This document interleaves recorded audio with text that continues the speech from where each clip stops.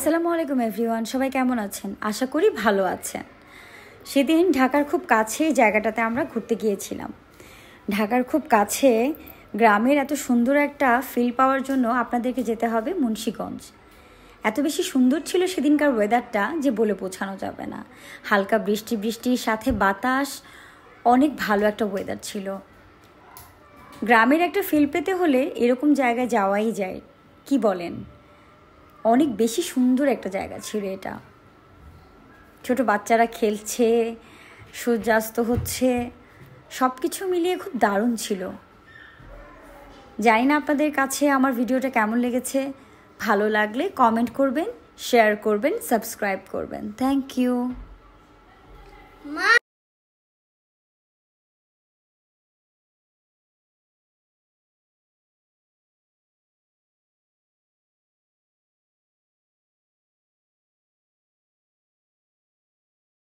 আসসালামু আলাইকুম এভরিওয়ান, সবাই কেমন আছেন? আশা করি ভালো আছেন। আমরা সেদিন ঢাকার খুব কাছে এই জায়গাটাতে ঘুরতে গেলাম। জায়গাটা হচ্ছে মুন্সিগঞ্জ। মানে ভাবাই যায় না ঢাকার খুব কাছে এত সুন্দর একটা জায়গা থাকতে পারে।